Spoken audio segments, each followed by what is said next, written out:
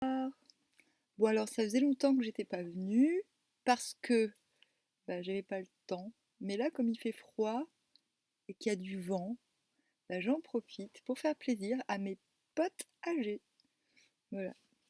Et aux autres. Donc je vais essayer de finir. Bon aussi j'essaye de dégager du temps pour reprendre les lectures. Donc je vais terminer Cycle du Graal et Naissance du monde. Et ensuite je passerai à Charles Manson et à Alexandre le Grand. Voilà, donc Alexandre le Grand, ce seront diverses œuvres.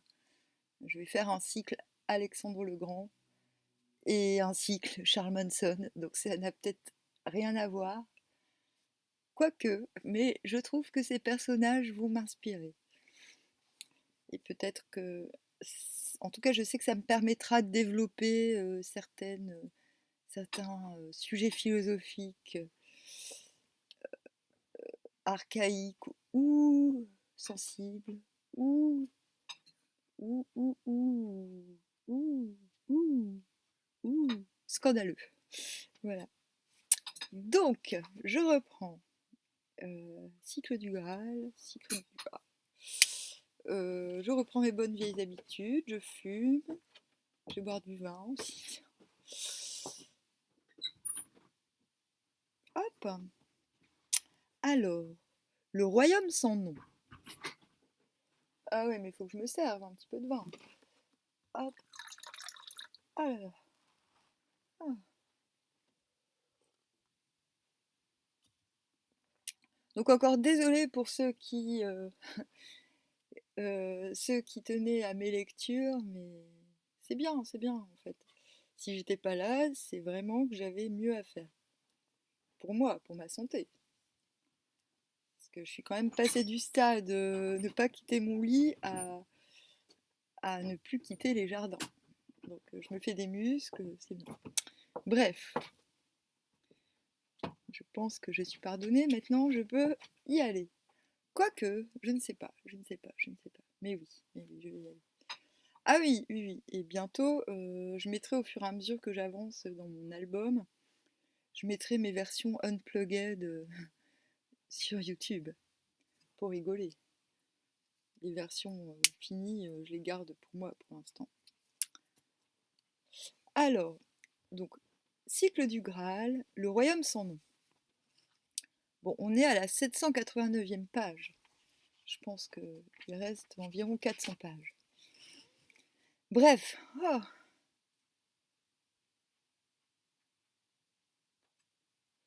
ça va, ce chapitre est relativement pas trop long.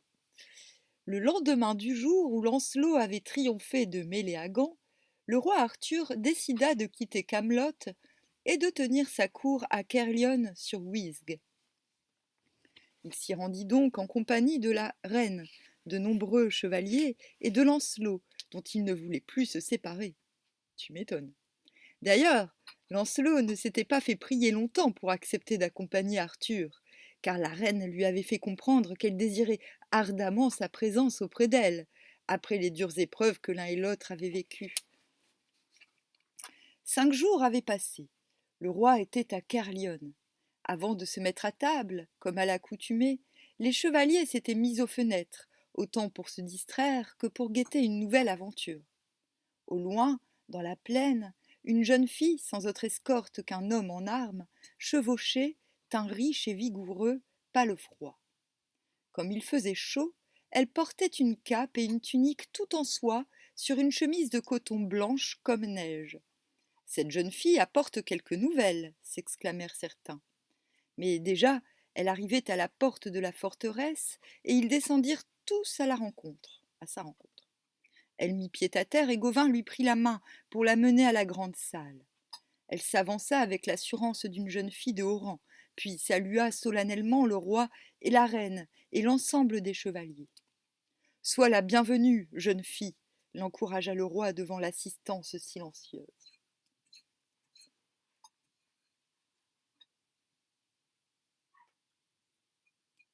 Noble roi, commença la jeune fille d'une voix claire, je te le déclare, ainsi qu'à tous ceux présent ici, qu'on ne doit pas davantage faire cas de vous-même que d'une fleur de cerisier.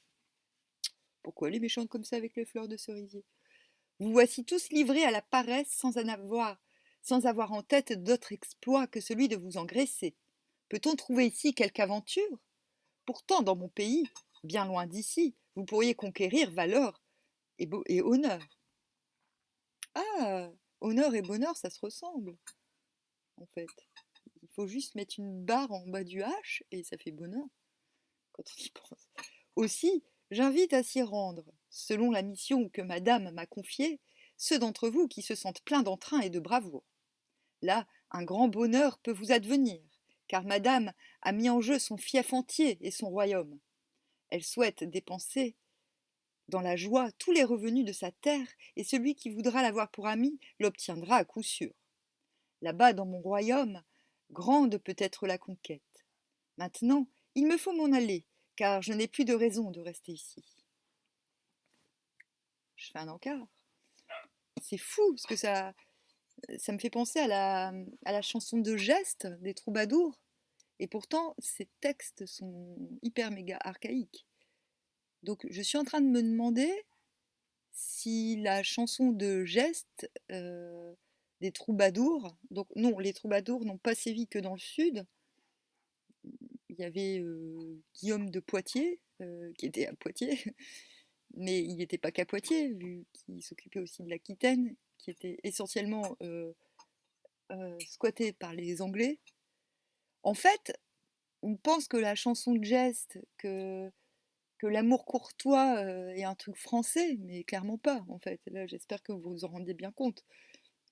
Que l'amour courtois vient de ces contes archaïques du 6e et 8e siècle, en fait.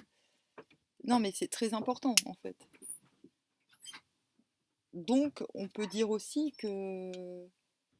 Parce que là, bon, on voit quand même que l'Église avec un grand E, est implantée, mais que le paganisme est encore bien présent. On peut aussi se dire que c'est la raison pour laquelle, à l'époque, de l'amour courtois du XIIIe siècle, on va dire, pour faire large, mais je pense qu'au XIIe, c'était déjà un peu le cas.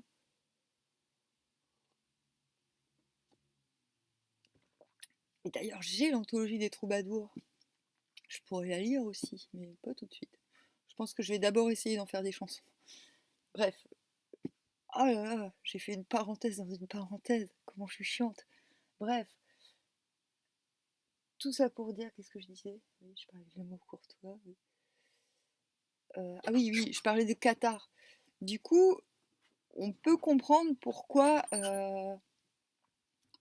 dans le sud, précisément, où c'était, je pense notamment au château Qatar, où les châteaux Qatar n'étaient pas des châteaux tenus par des Qatars, mais prêtés au Qatar par des sympathisants Qatar. On peut se dire que c'est ce type de littérature qui a poussé la noblesse du Sud, on va dire, à tolérer les Qatars. Voilà. Parce que quand même, là c'est frappant. Hein. Je sais pas pourquoi ça m'est pas venu en tête. Comme quoi parfois c'est bien de... Enfin, pourquoi ça m'est pas venu en tête plutôt. Comme quoi c'est bien parfois de faire des pauses. C'est comme quand je joue pas de basse pendant plusieurs années, j'en joue vachement mieux qu'avant. Bref. C'est le mystère du cerveau. Du cerveau humain. Non, en fait, c'est une simple... C'est la différence entre l'analyse et la synthèse. La synthèse est vachement plus efficace. En fait. Mais bon, elle nécessite une certaine abnégation. Alors, donc, comme j'ai coupé... comme je me suis coupée dans ma lecture, ça va être pas facile. Ah oui, aussitôt dit, aussitôt fait.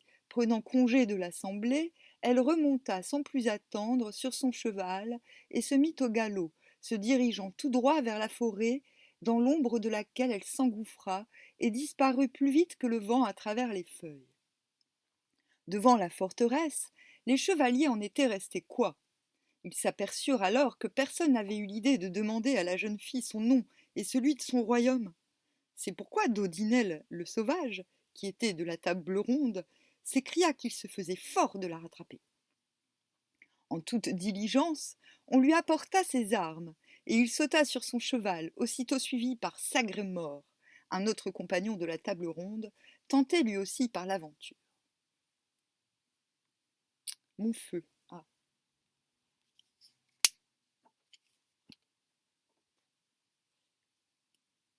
Le soir tombait, quand on les vit revenir harassés, l'air piteux et les hauberts froissés. Ils expliquèrent qu'ils avaient effectivement rejoint la jeune fille, mais que son compagnon, un chevalier armé, n'avait pas voulu qu'elle répondît. L'un et l'autre s'étaient alors battus avec lui, mais ils avaient subi de tels assauts qu'ils avaient dû tous les deux abandonner la partie. Lancelot, les ayant écoutés, déclara devant tout le monde qu'il partirait à son tour si le roi et la reine lui accordaient congé. Et il ajouta: je ne sais si je la rattraperai, mais si je ne peux la ramener avec son ami, je ne reviendrai ni d'aujourd'hui ni de demain. À ces mots, la reine intervint. Lancelot, le jour a déjà bien baissé, et la jeune fille doit être désormais très loin. Renonce à cette affaire, ou bien, alors, pars avec toutes tes armes. Dame, répondit Lancelot, puisque tu m'y autorises, je m'en irai, tel que tu me le recommandes.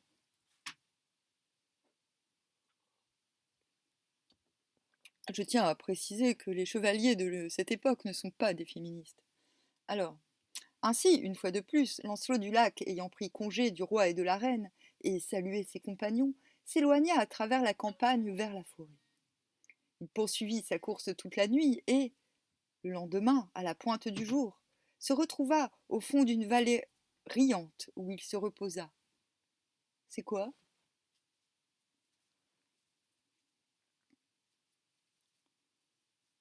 Puis il se remit en selle, n'ayant trouvé aucune nourriture, parcourant bois et landes, jusqu'à midi, où il rencontra, sur une terre essartée, un homme qui venait de quitter une petite cabane. L'ayant questionné pour savoir s'il n'avait pas aperçu ce jour-là ou la veille une jeune fille accompagnée d'un homme en armes, l'homme lui apprit qu'il avait en effet vu passer l'un et l'autre. Je ne sais si l'homme dont tu parles était chevalier, mais son cheval était fort beau. Crois-tu qu'il soit loin? Seigneur, ils allaient très vite, et ils ont sûrement maintenant fait beaucoup de chemin. Ils avaient l'air pressés, et leurs chevaux étaient couverts d'écume. Et toi, qui es-tu?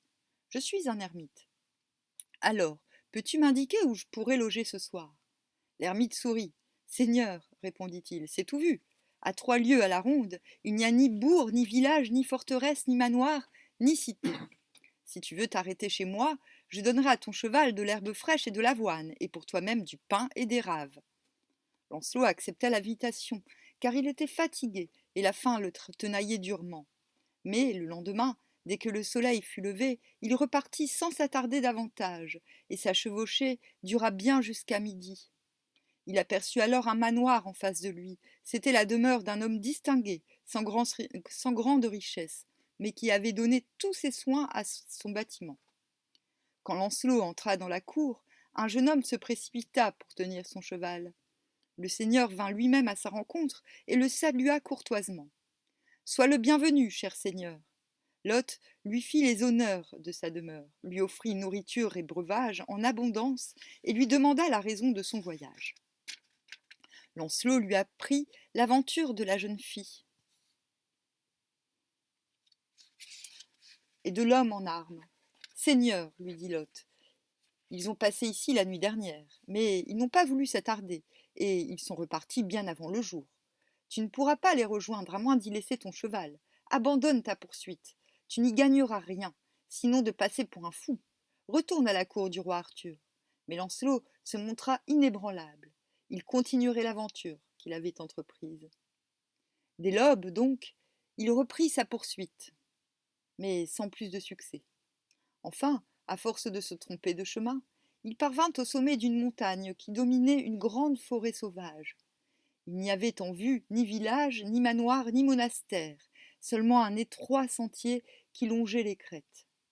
L'ayant emprunté, il se trouva en bout de course devant une demeure fortifiée, entourée de murailles, de fossés et de palissades fort bien construites. Ainsi protégée, à flanc de montagne, elle paraissait imprenable. Elle était occupée par des voleurs et des pillards. Un chevalier du pays, noblement apparenté mais dévoyé, s'y étant installé pour ravager la contrée. Nul d'ailleurs ne pouvait passer par là sans être rançonné, et cela sans relâche.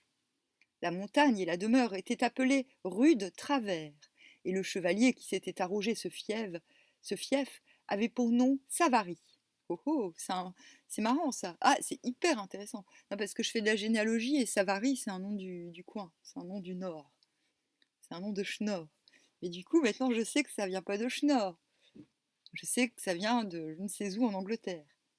Ou pas en Angleterre d'ailleurs. À un endroit au Royaume-Uni où il y a une montagne. Il ne doit pas y en avoir beaucoup. Lancelot, bien sûr, ne savait pas tout cela. Il pénétra dans la place et y trouva nombre de serviteurs et d'hommes en armes. 3 ou 4 jeunes gens se précipitèrent pour prendre soin de son cheval et lui enlever ses armes. Sans appréhension, il entra dans la grande salle où la table était mise et le repas déjà prêt. Il salua le seigneur et demanda l'autorisation de prendre place à la table, ce qui lui fut accordé. Mais s'ils le laissèrent se servir de tous les plats à discrétion, ils ne lui rendirent pas son salut, ce qui l'étonna fort. Ainsi répéta-t-il à dessein. Bonsoir à tous. Mais tous continuèrent à se taire. Vinrent sur la table quantité de volailles rôties et de gibier, et des bouteilles pleines de vin vermeil. Ils burent tout leur saoul, s'attardèrent à table, l'esprit bientôt embué par la boisson. C'est alors que le maître de maison prit la parole. Seigneur, dit-il à ses compagnons, j'ai parlé au vicomte. Demain, nous aurons Fleur désirée. Il me l'a juré. Dans la lande, sous l'olivier, il la livrera avec un seul chevalier. Si celui-ci ne peut la gagner contre moi demain soir, nous l'aurons ici. Ces propos parurent fort les réjouir, et Lancelot soudain se mit à craindre le pire. Il aurait volontiers demandé des explications, mais il se sentait mal à l'aise et prit le parti de se taire. Ils parlèrent ensuite de redevances qu'on leur devait, ce qui fit dire au maître des lieux « Je le fixerai sans discussion possible. Chacun d'entre vous doit donner ce qu'il a gagné aujourd'hui. Quant à notre hôte, il s'en retournera à pied et tout nu. » Apprenant ainsi le sort qui lui était réservé, Lancelot éprouva une violente colère. Mais que pouvait-il faire? Il était désarmé et ne pouvait espérer se battre contre tous à main nue. Ils étaient trop nombreux.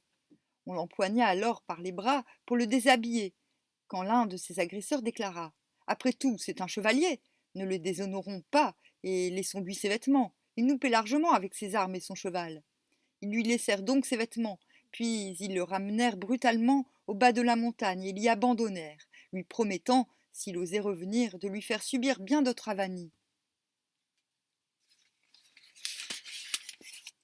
Lancelot se retrouva seul, sans armes et sans cheval. Il arracha le pieu d'une haie et toute la nuit marcha, maugréant contre son sort et maudissant la jeune fille qui l'avait entraîné dans une telle aventure. Au matin, n'ayant rencontré personne, il se trouva, juste au lever du jour, devant une belle forteresse flanquée de puissants ouvrages de défense et entourée de marécages. La porte était fermée par 2 barres, mais un guichet était ouvert. Lancelot s'y engagea et pénétra dans la cour. Là, son étonnement fut grand de n'y trouver que des enfants qui gémissaient et se lamentaient. À la vue de Lancelot, ils eurent si peur qu'ils commencèrent à fuir, mais ce dernier, ayant jeté son pieu à terre, ils parurent se rassurer. L'un d'eux même vint vers lui et Lancelot lui demanda « Où sont les gens de ce château, ceux qui y habitent ?»« Seigneur, ils sont à l'église, mais je ne sais pas ce qu'ils y font. » C'est marrant ça.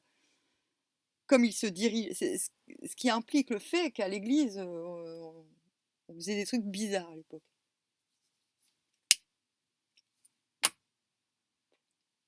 Ou alors que beaucoup de gens ignoraient ce qu'était l'Église. En fait.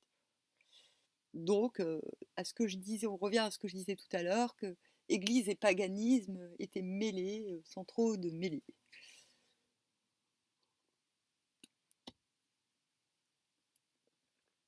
Comme il se dirigeait du côté qu'on lui indiquait, il vit soudain sortir un cortège d'hommes et de femmes, avec un prêtre et des clercs, qui marchaient tous sans manteau, vêtements retroussés et pieds nus, mains jointes, pleurant et manifestant une grande affliction. En tête se trouvait un vieillard aux cheveux blancs, qui devait être le seigneur des lieux. Lancelot s'avança vers lui pour le saluer. Sois le bienvenu, étranger, répondit l'homme, remarquant que Lancelot avait la tête et le cou meurtris par le hauberk et que sa chemise était fondue là où les mailles avaient cédé.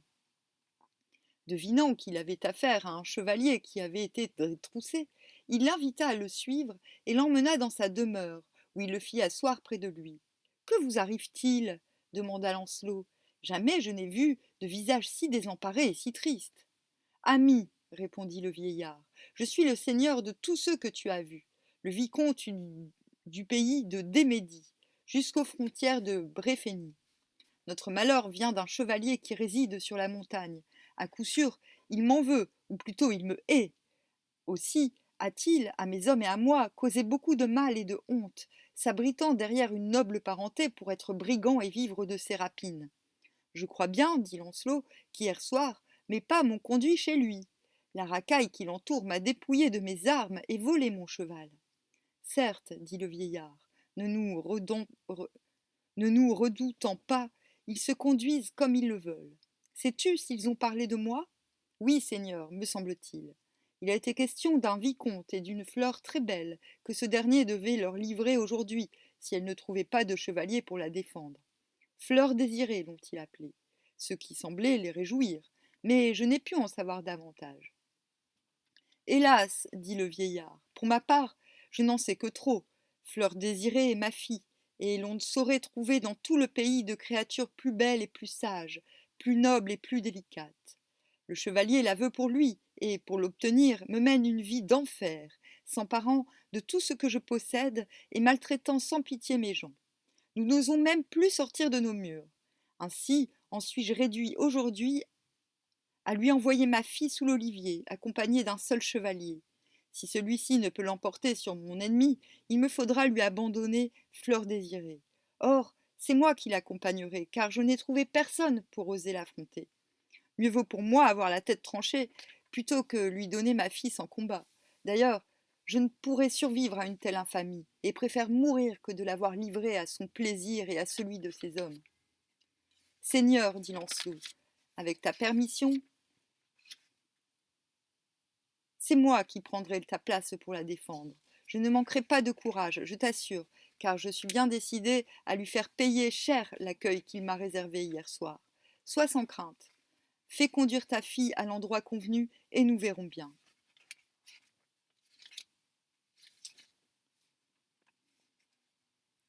Ainsi parla Lancelot, et le vieillard en conçut une grande joie. Il lui fournit tout l'équipement dont il avait besoin, et lorsque, armé de pied en cap, Lancelot fut prêt, on lui amena un splendide destrier, aussi vigoureux que rapide. À l'ombre du feuillage attendait maintenant la jeune fille. Elle était merveilleusement belle et méritait bien son nom de fleur désirée. On eût dit une rose, tant son corps était gracieux et délicat, sa bouche parfaite, son visage tendre et doux, son teint de nacre légèrement rehaussé de vermeil sur les joues. Vint l'heure fixée pour la rencontre. Le vieillard emmena sa fille sur son pal froid. Lancelot sauta d'un bond sur son destrier fougueux. On l'escorta jusqu'à la porte en grande pompe, à travers toute la forteresse. Un chevalier portait son bouclier, un autre sa lance. Ayant gagné la lande, ils aperçurent les adversaires qui s'y trouvaient déjà. Eux aussi avaient richement armé leur seigneur, et ils se réjouissaient bruyamment, ne doutant pas un instant de l'issue du combat. De part et d'autre, cependant, on s'écarta. Sans trembler, le vicomte prit la blanche main de sa fille, et pour tenir son engagement de naguère, la tendit au maître des brigands en disant « Seigneur, je tiens parole. Voici ma fille que je t'abandonne, mais je te prie de l'épouser. » L'autre s'esclaffa grossièrement. « Mais elle n'est pas assez noble pour faire une bonne épouse, ricana-t-il. En revanche, je te l'assure, comme putain, elle fera bien l'affaire. » Ouais, c'est mieux que rien. Bon. Hop. Bon, bah j'ai chaud. C'est du sport de parler, hein. Hop.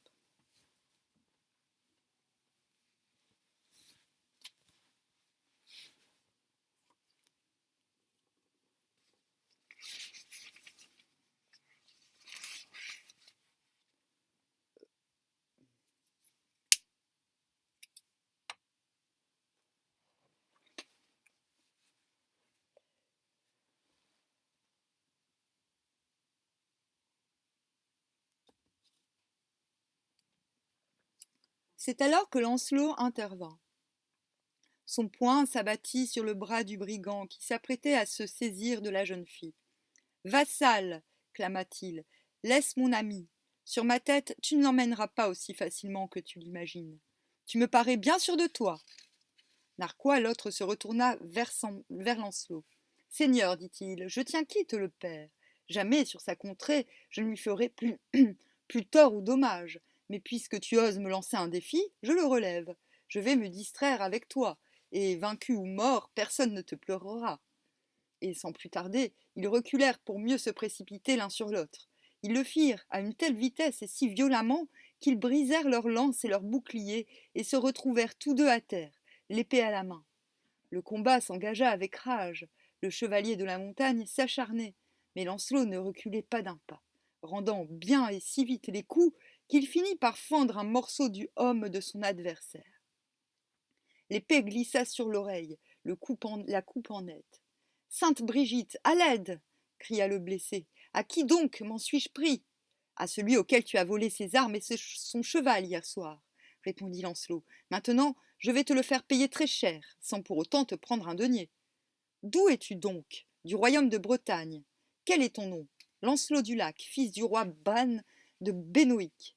Alors, dit le brigand, je n'ai que ce que je mérite, puisque j'ai causé du tort au meilleur chevalier du monde. Allons, il ne me reste plus qu'à terminer cette bataille. » De nouveau, il se jeta sur Lancelot.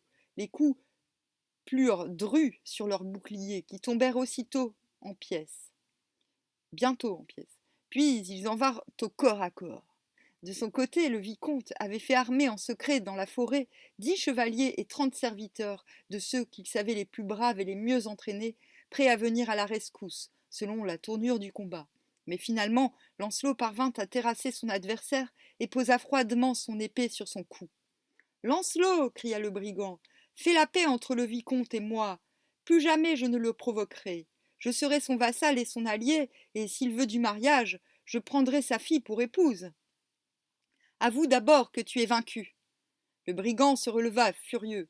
« Aussi vrai que je crois en Dieu, dit-il, jamais je ne m'avouerai vaincu. » Et il voulut reprendre le combat, mais ayant perdu beaucoup de sang, il fut saisi de faiblesse. Lancelot lui arracha son homme et d'un seul coup lui fit voler la tête. Le combat était terminé. Élémentaire. Le vicomte alors poussa son cri de ralliement, et de la forêt, les chevaliers et les serviteurs qu'il y avait cachés surgirent brusquement, plongeant les autres brigands dans la stupéfaction, puis la terreur. Ils essayèrent de se sauver vers la montagne, mais furent mis en pièces. Le vicomte et Lancelot montèrent jusqu'à leur repère et y mirent le feu. Puis ils retournèrent tranquillement dans la forteresse. On désarma Lancelot, on lui donna de beaux vêtements, on lui servit un bon souper, c'est bien mon petit, et chacun se réjouit grandement, comblant de louanges celui qui avait enfin débarrassé le pays des brigands qui l'infestaient. Cependant le vicomte prit Lancelot à part et lui dit « Seigneur, tu m'as rendu un service que je n'oublierai pas de sitôt. S'il te plaisait de rester avec moi, tu pourrais commander cette forteresse et mes domaines. Tu pourrais également épouser ma fille, ou, si le mariage ne te convient pas, du moins, la voir dans ton lit. » Connard. Tout ce que tu vois autour de toi, tu peux le considérer comme ton bien. Rien ne te sera interdit. Vous remarquerez qu'à chaque aventure, on lui donne des seigneuries à Lancelot. En fait, je ne sais pas comment dire, il a plus de terre que le roi là à ce stade. Hein. Oh, merde. Et du coup, ça me fait penser aux Templiers. Ah mince, j'ai une crampe, je suis restée trop longtemps dans la même position. Ah, prout.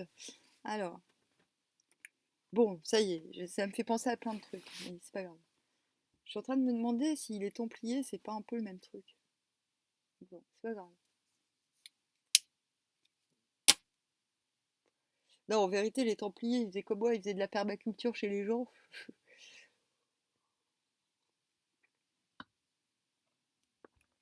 Alors,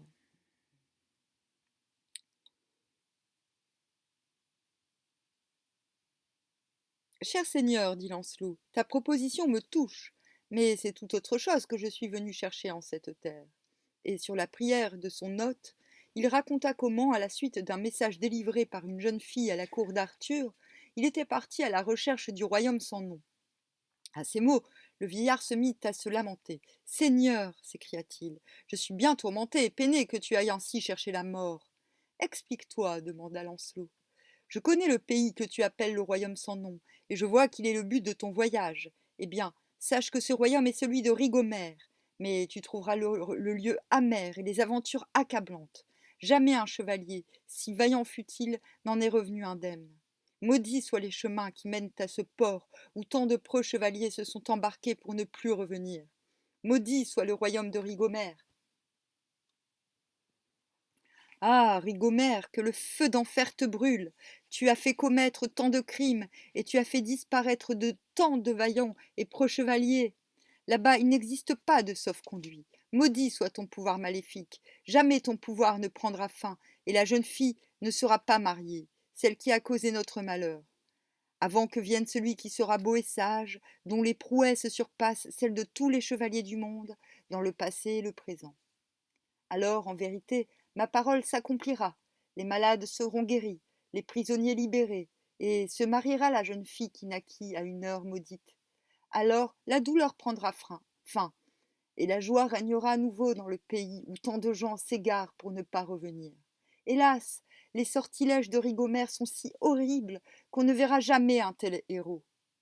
Manifestement, il disait tout cela pour dissuader Lancelot de continuer sa route, mais plus il parlait, plus l'intérêt de Lancelot s'éveillait, et plus sa décision de poursuivre l'entreprise devenait irrévocable. Il répondit donc à son hôte qu'il le remerciait vivement de ses conseils, mais qu'il ne voyait pas ce qui l'empêcherait d'aller à Rigomère, le royaume sans nom pour lequel il avait quitté la cour d'Arthur et surtout la reine Guenièvre.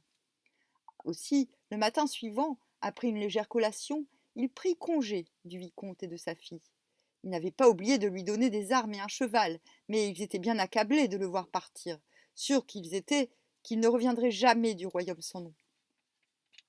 Lancelot, le cœur léger, reprit sa chevauchée à travers la forêt, tout le jour, jusqu'à la tombée de la nuit où l'obscurité l'obligea à mettre pied à terre, sous un arbre. Rassemblant branches et menus bois, il y mit le feu en frottant sa pierre et s'assit sur une souche. Tout était silencieux dans la forêt, et l'on n'entendait même pas le cri d'une chouette. Fatigué et engourdi, il ne tarda pas à s'endormir d'un sommeil réparateur, et quand il se réveilla, il avait retrouvé toute sa vigueur. Il entendit alors du bruit, et sans bouger, il tendit l'oreille pour savoir d'où il venait, discernant peu à peu un grand vacarme de corps, de chiens et de chasseurs, chose étonnante, car on était encore en pleine nuit. Le bruit allant croissant, il crut que la chasse allait déboucher près de lui, mais à sa grande surprise, les sons décrurent peu à peu et disparurent complètement. Il s'agit évidemment du thème bien connu de la chasse sauvage, appelée Mesny-et-le-Quin, dans le nord de la France. Oh, qu'est-ce que je disais? À chaque fois que je fais une référence, la référence, Marcal, il la ressort. Donc tout à l'heure, je faisais une association entre le lieu dit de l'histoire et le nord. Hein? Et boum boum. Et chasse Arthur dans les pays à dominante celtique. Comme quoi, hein? Alors... Merde. Sur le point de se rendormir, Lancelot entendit de nouveau la chasse. Réellement intrigué, il se leva dans l'intention d'aller cette fois voir ce qu'il en était exactement. Le vacarme, en effet, ne faisait qu'augmenter.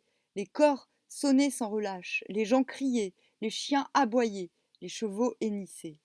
Tout résonnait et vibrait si fort autour de lui qu'il s'attendait à tout moment à voir même les arbres se courber et s'abattre, déracinés par cette diabolique tourmente. Soudain, une bête surgit d'un fourré et se précipita vers le feu. Lancelot tira son épée et d'un coup lui trancha la tête. Espérant ainsi pouvoir la rôtir sur la braise, il déchanta vite, car un prodige effrayant se produisit sous ses yeux. Il aperçut une chandelle qui brillait, éclairant une civière portée par 2 chevaux, qui l'emmenaient à vive allure dans les bruyères.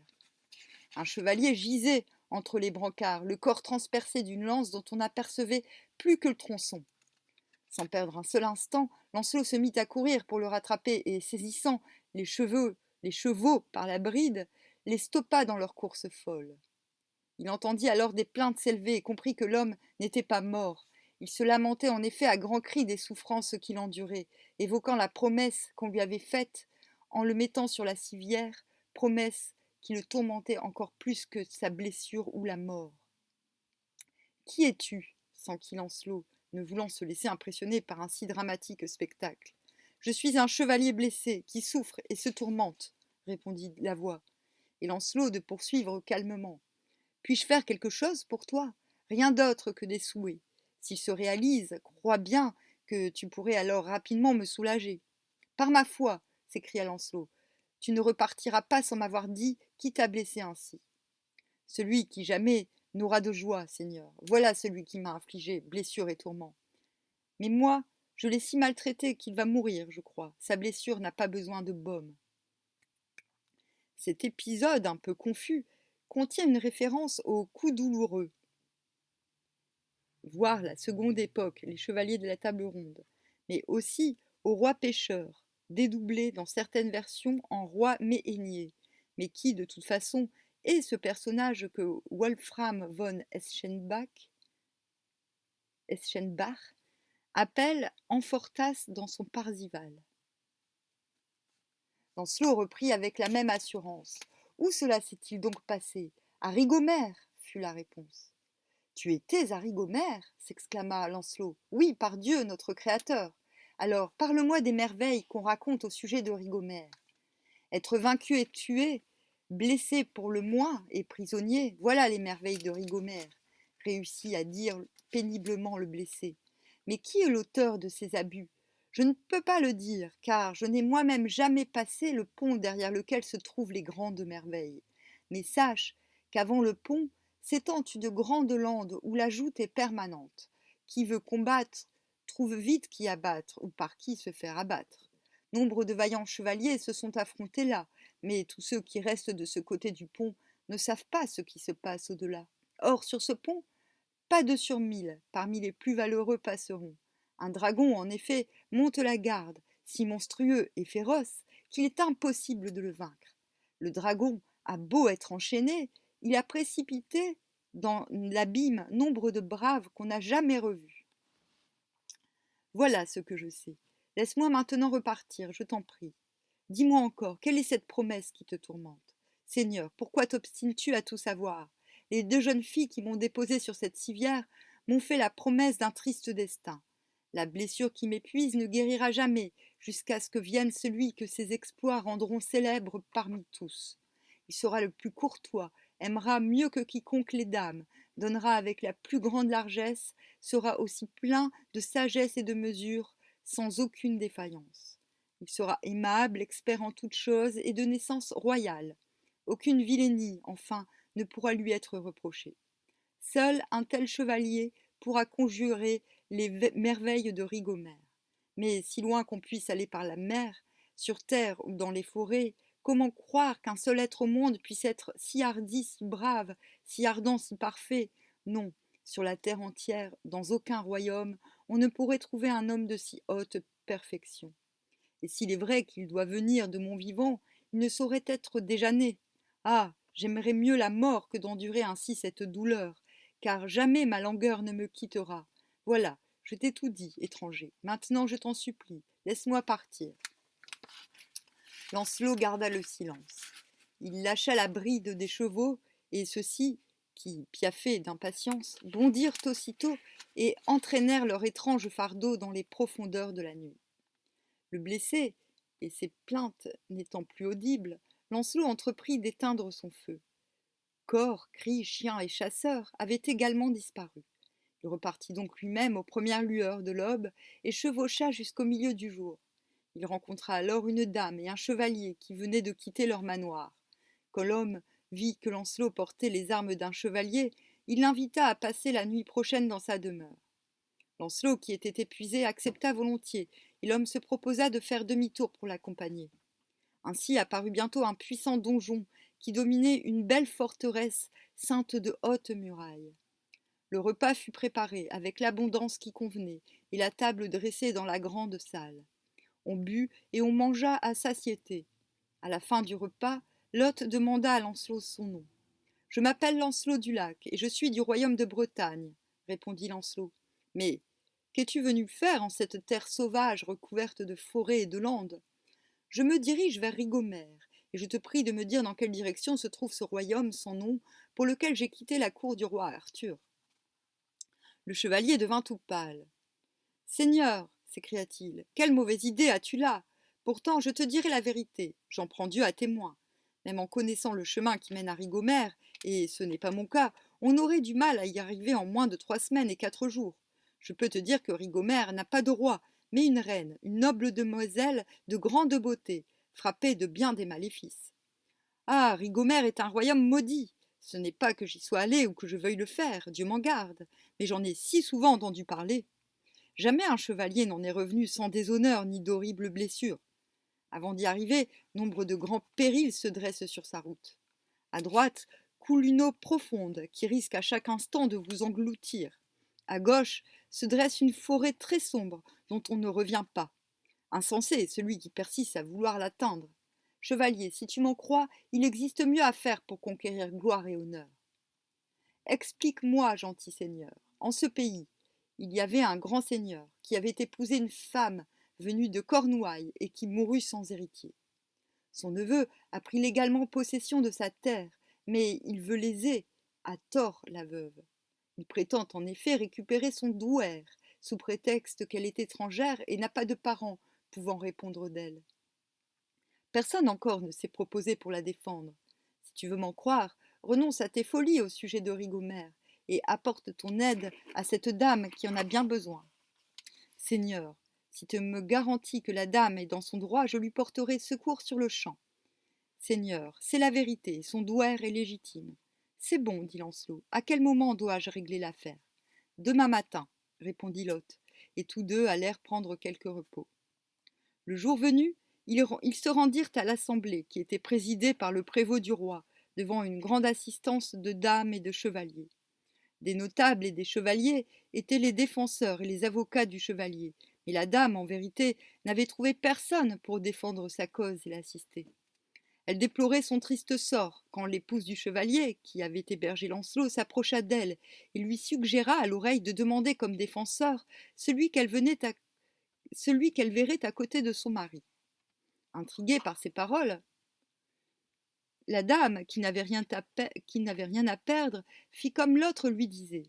Alors Lancelot emmena la plaignante à l'écart et la conjura sur son âme de lui dire s'il pouvait, lui, Lancelot, prêter serment en faveur de sa cause. Elle lui tendit la main et jura de sa bonne foi. Lancelot revint vers l'assemblée, qui avait les yeux fixés sur lui. Le neveu de la dame déclara alors avec arrogance qu'il enfoncerait son pieu dans l'œil de celui qui oserait dire un seul mot contre lui.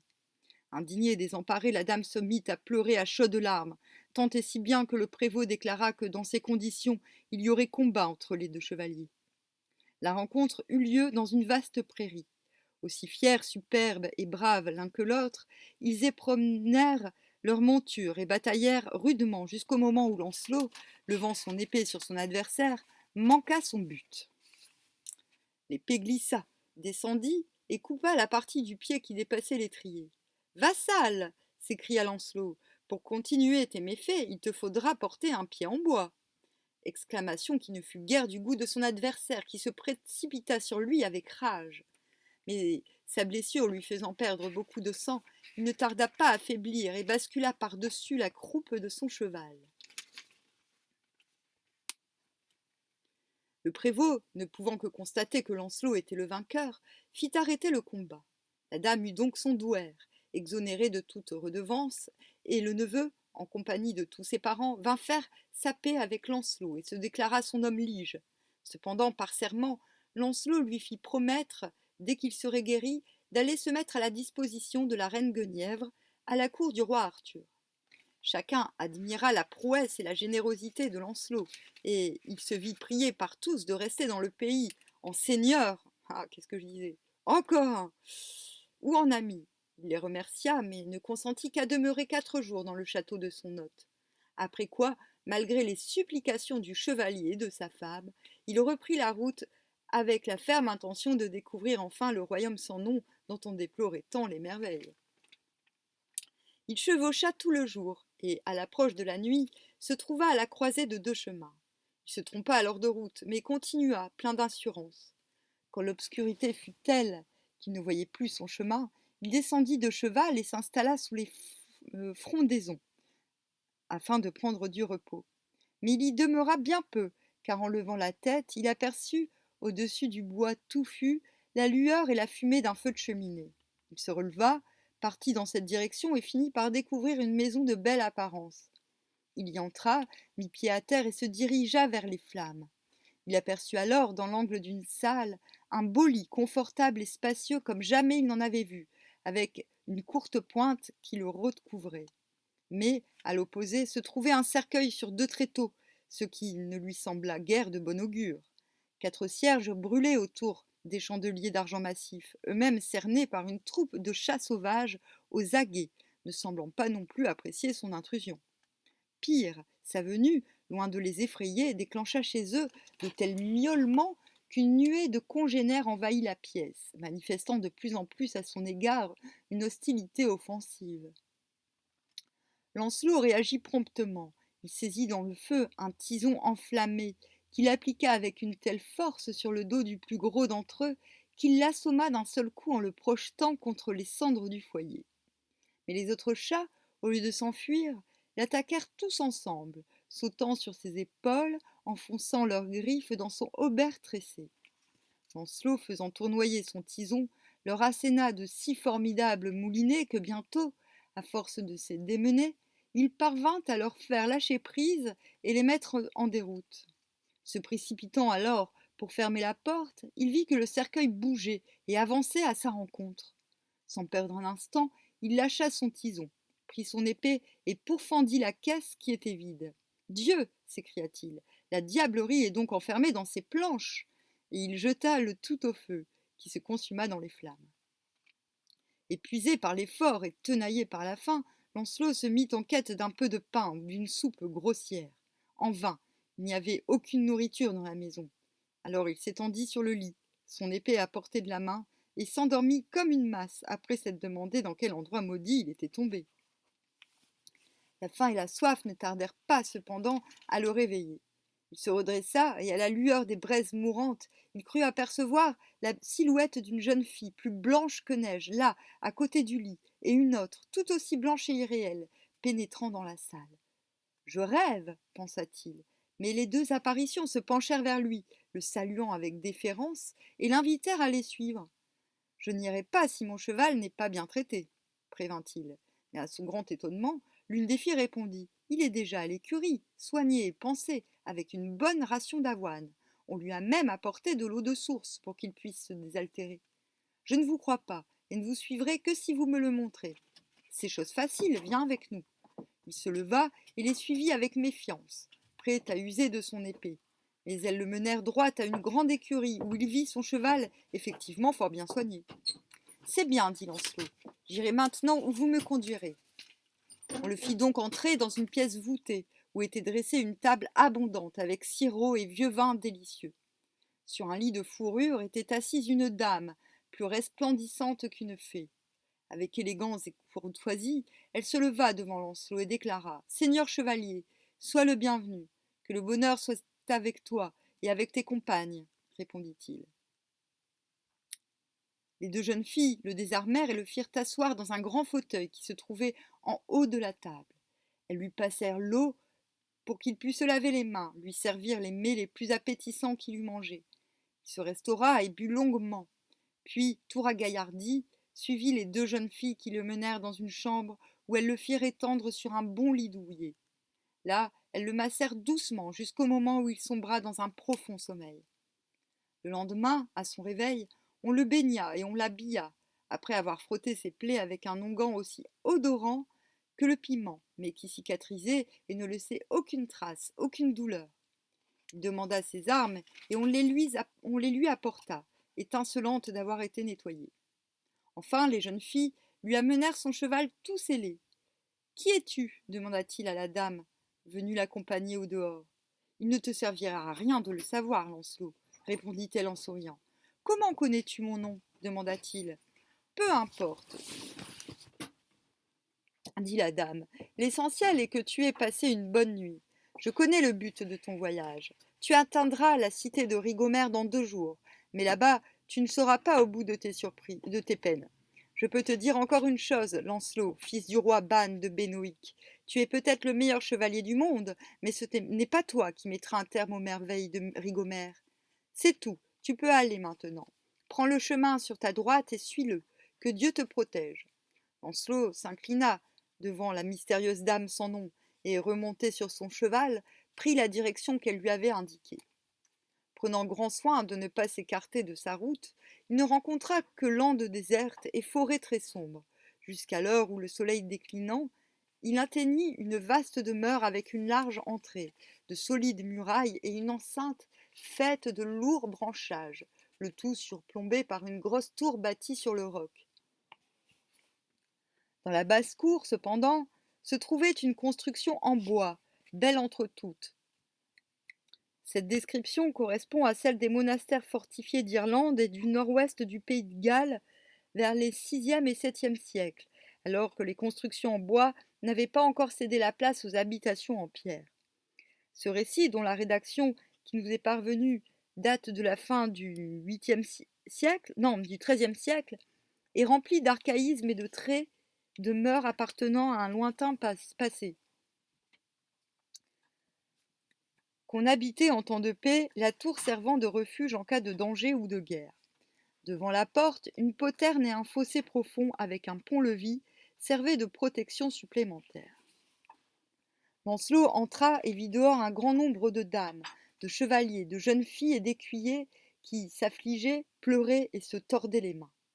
Le voyant venir, tous se portèrent à sa rencontre en manifestation d'une joie intense, le plus près de Lancelot, le saluant chaleureusement au nom du seigneur du lieu. Lancelot mit pied à terre et rendit aimablement son salut à la ronde, puis demanda qu'on voulût bien pourvoir à son logement, demande inutile, tant la joie éclatait dans les regards. On l'emmena donc à l'intérieur de la maison de bois, où l'on alluma 15 chandelles, superbes luminaires à voir, assurément. De grosses et longues bûches brûlaient dans l'âtre, et à côté, un beau lit était dressé, avec des pieds d'argent massif, un chevet et des rebords garnis d'émaux et de pierres précieuses. Un chevalier d'âge vénérable y était étendu. Il était affligé d'une grande infortune, car il portait une plaie ouverte à sa tête, encadrée de cheveux blancs. Cela depuis 30 ans accomplis qu'il avait été blessé. C'était le seigneur du château, et quand il vit Lancelot, il l'accueillit avec allégresse. La compagnie qui l'entourait était nombreuse et magnifique, car il était de grande noblesse et ses 3 fils chevaliers, tous 3 mariés et richement dotés, ne le quittaient guère pour le soutenir et le réconforter. Ce personnage préfigure le roi blessé du château du Graal. Quand Lancelot fut désarmé, rafraîchi et remis des meurtrissures de son haubert, le vieillard demanda qu'il vînt s'asseoir auprès de lui. Le repas fut bientôt prêt, et Lancelot mangea de bon appétit. Quand il eut terminé, on commença à parler de choses et d'autres, et à réciter des poèmes, sous l'œil attentif de Lancelot, qui regardait le vieillard et se posait des questions. À mon avis, ça se passe au pays de Galles, parce que la poésie, c'est un truc de gallois, plus que d'irlandais. Mais bon, je me trompe peut-être, hein, à l'époque. Seigneur, finit-il par lui demander, si j'osais, je t'interrogerais sur un hôte que j'ai eu il y a quelque temps, et auquel tu ressembles trait pour trait, à cela près que la souffrance a marqué ton visage. C'est à croire que vous êtes le même homme. Lancelot pensait au vicomte qu'il avait reçu si généreusement. Le vieillard sourit. Tu as donc fait étape chez lui demanda-t-il. Oui, dit Lancelot, et jamais je n'ai été mieux traité. Ne t'étonne pas de la ressemblance, nous sommes en effet frères jumeaux. Son héritage vient de notre père et le mien de notre mère, part qui est la plus importante. Mais dis-moi, que devient ma nièce, la précieuse fleur désirée, si distinguée, si sage? Il y a longtemps que je ne l'ai vue, et mon frère et son épouse. Ils vont tous très bien, et ton frère peut jouir de toute sa puissance. Comment cela se peut-il? Je sais qu'un de ses voisins le harcèle sans cesse. Seigneur, tu veux parler de Savary? Oui, en effet. Savary est mort. Jamais plus il ne lui causera de tort. Mort? À vrai dire, je ne peux le croire. Par Dieu Tout-Puissant, je te l'assure, je lui ai tranché la tête avec mon épée. À ces mots, la joie de l'hôte redoubla, et il pressa Lancelot contre sa poitrine, le priant de lui raconter par le détail ce qui s'était passé. Et du coup, on sait pourquoi les Savary sont arrivés dans le nord de la France.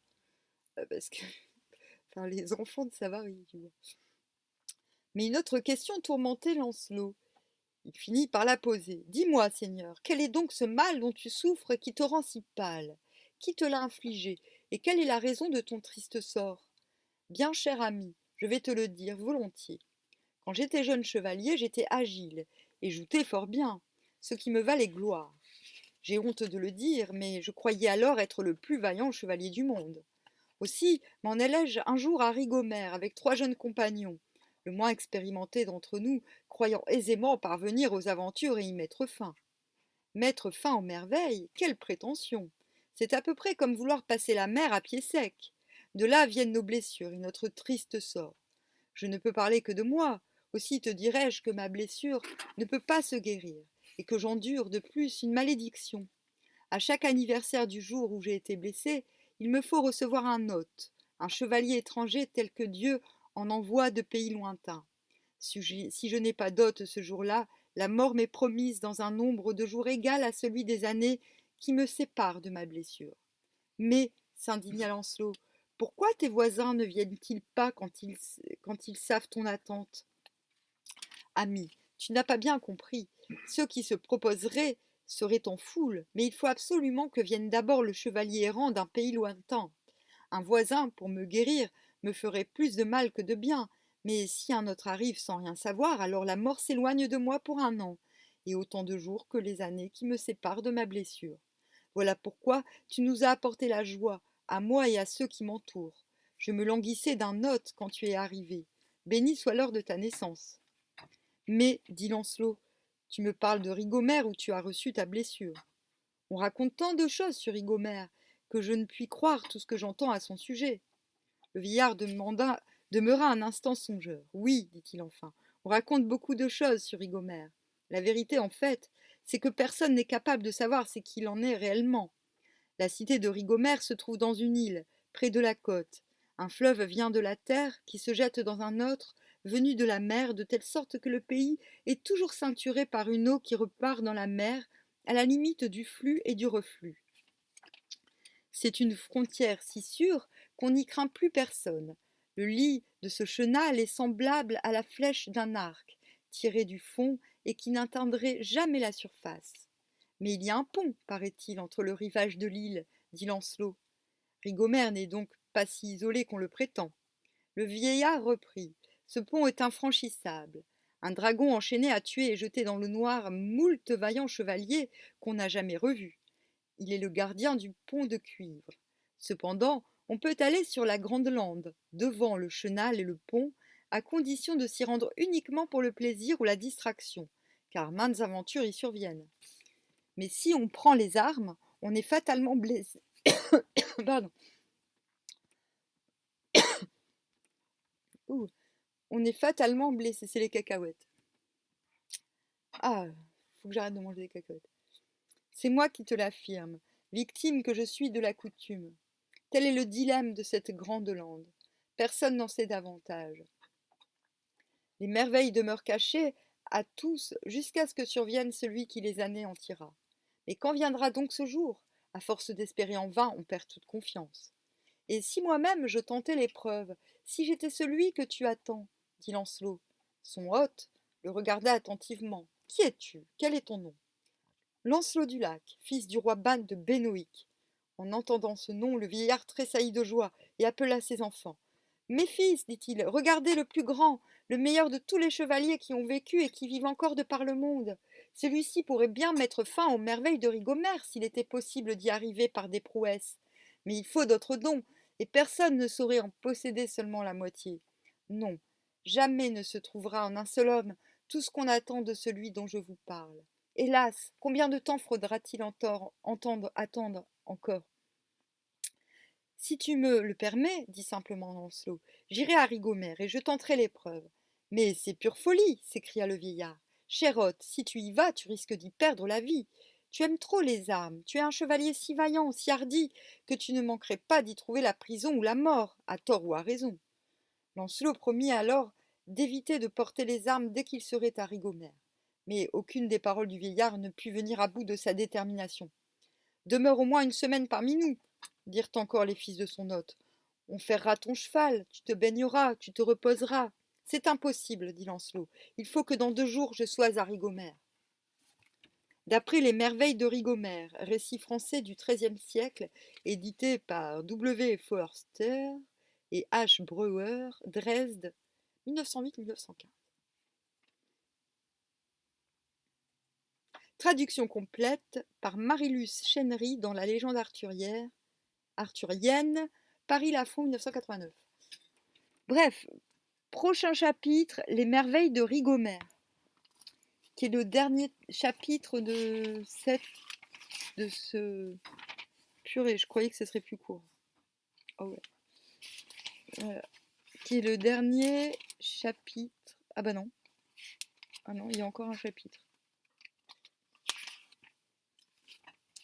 Il y a encore 2 chapitres, et après, on arrive à la Fée Morgane, au dernier... comment on dit ça? Dernier tome. Dernière partie.